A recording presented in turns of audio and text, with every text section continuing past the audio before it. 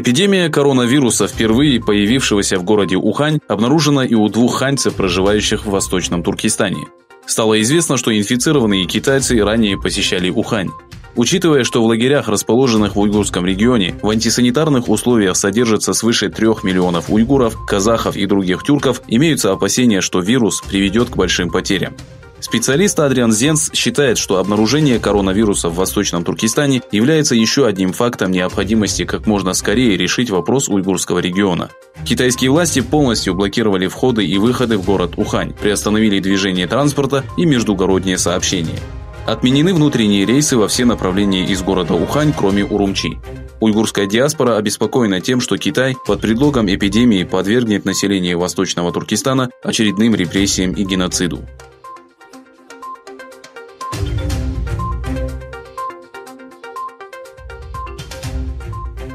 Три этнических казаха провели пикет с требованием освободить их семьи, находящиеся в концентрационных лагерях, перед Генеральным консульством Китая в Алма-Аты, являющимся крупнейшим городом Казахстана.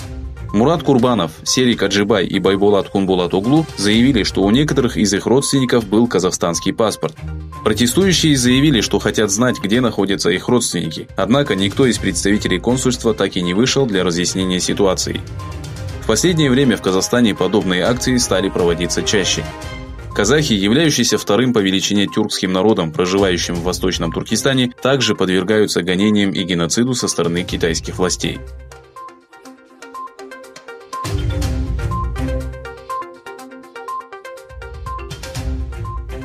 По сообщениям South China Morning Post, официальные представители Китая заявили, что число смертей, вызванных новой инфекцией, впервые обнаруженной в провинции Хубэй, возросло до 41, а число подтвержденных случаев по всей стране превысило 1000.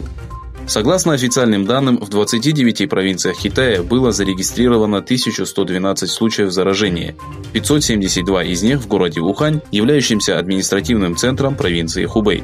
Количество смертей в Ухане достигло 39. 2 смертельных случая были зафиксированы и в провинциях Хэбэй и Хэйлунцзян. Случаи заражения также были зафиксированы в Гонконге, Макао, Тайване, Франции, Вьетнаме и Соединенных Штатах. Кроме того, в столице Франции был зарегистрирован 3-й тип коронавируса.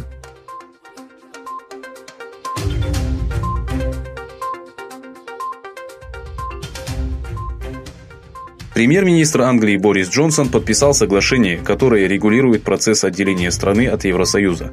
В письменном заявлении канцелярии премьер-министра указывается, что вчера днем Джонсон подписал соглашение с главой Европейского союза Шарлем Мишелем и руководителем Еврокомиссии Урсулой фон дер Лайен.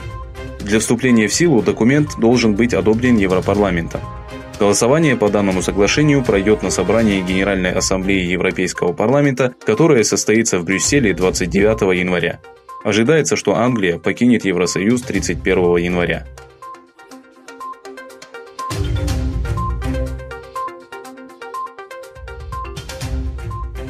Вчера в 20:55 по местному времени в районе Сивридже города Эль-Азык произошло разрушительное землетрясение. Толчки, которые ощущались на обширной территории, привели к гибели людей. Поисково-спасательные работы продолжаются. Согласно заявлению руководства спасательной службы АФАД, сила землетрясения составила 6,8 балла.